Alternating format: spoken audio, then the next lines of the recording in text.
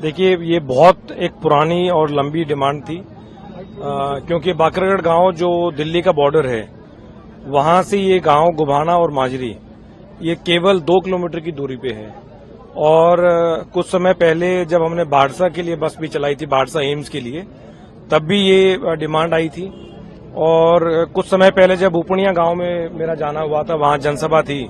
तो वहां के काफी लोगों ने, काफी जो वहां के स्थानीय लोग थे और जो गुभाना गांव के भी जो लोग थे, बुजुर्ग थे, महिलाएं थी, उनका कहना था कि यहाँ पर कोई परिवहन व्यवस्था उस प्रकार से नहीं है जिस प्रकार से दिल्ली में है।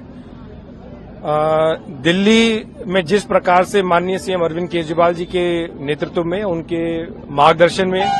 जिस प्रकार से हमने पब्लिक ट्रांसपोर्ट को मजबूत किया है, आज वहां कोई भी व्यक्ति को चंद मिनटों से ज्यादा वहां इंतजार नहीं करना पड़ता। बेहतरीन बसें, air condition, low floor, electric बसें जो हैं आज वहां पब्लिक की सेवा में हैं। मेरे ख्याल से उसी से प्रेरित होकर यहाँ के लोगों ने बार बार ये डिमांड की। हमारे साथ जो यहाँ पे आम आदमी पार्टी के जो कार्यकर्ता हैं और जो अधिकारी हैं, जो पद अधिकारी हैं, उन्होंने भी हम तक ये आवाज पहुंचाई कि अगर, क्योंकि केवल 2-2.5 किलोमीटर की दूरी है, तो उसी पब्लिक इंटरेस्ट को देखते हुए और लोगों की आवाज को देखते हुए, जो लोगों की डिमांड थी उसको देखते हुए, हमने जो बाकरगढ़ गांव पे 848 रूट नंबर बस जो टर्मिनेट हुआ करती थी, उसको हमने मात्र 2 किलोमीटर आगे बढ़ाया, ताकि गुभाना माजरी गांव के साथ साथ जो आसपास के जितने भी 15-20 गांव हैं उनको फायदा होगा।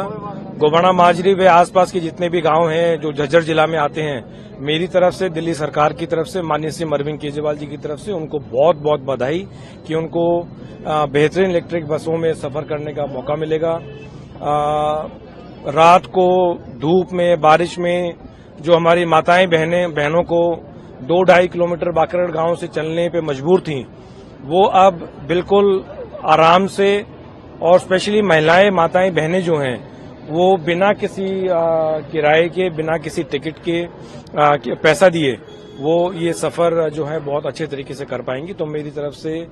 एक बार पुनः जितने भी यहाँ पे आसपास के गांव हैं उनको बहुत बहुत बधाई, ढेर सारी शुभकामनाएं। सर, क्या ये कोई पॉलिटिक्स ट्रेंड तो नहीं है, क्योंकि ये मांग आज की नहीं, कई सालों से उठाई जा रही है, और अब इलेक्शन के टाइम पे हरियाणा में जो इलेक्शन है वो होने जा रहे हैं, तो इलेक्शन के टाइम पर इनको मान्यता दी गई है, तो सर क्या कहना चाहोगे आप? भाई, जब बाढ़सा गांव में चलाई थी तब तो कोई इलेक्शन नहीं थे,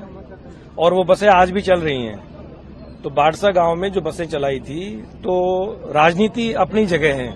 लेकिन अगर पब्लिक की कोई डिमांड है और वो अगर मेरे अधिकार क्षेत्र में है, या दिल्ली सरकार के अधिकार क्षेत्र में है, या सीएम साहब के अधिकार क्षेत्र में है, तो हम 100% करेंगे। और इसके बकायदा हमने ऑर्डर इश्यू किए हैं। ऐसा नहीं है कि मैं कोई ये बस पकड़ के ले आया, 2 डीटीसी के अफसर साथ में ले आया, ऐसी जो राजनीति हम नहीं करते।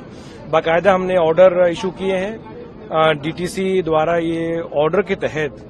पूरा ये बसें चलेंगी। और मेरी एक बार फिर दोबारा बहुत बहुत शुभकामनाएं। राजनीति मेरे ख्याल से बढ़िया राजनीति हमें करनी चाहिए, कंस्ट्रक्टिव राजनीति करनी चाहिए, जिससे लोगों को फायदा हो, जिससे जनमानस के जीवन और सरल हो, उनको फायदा पहुंचे। और मैं समझता हूं कि जिस प्रकार से माननीय सीएम अरविंद केजरीवाल ने दिल्ली में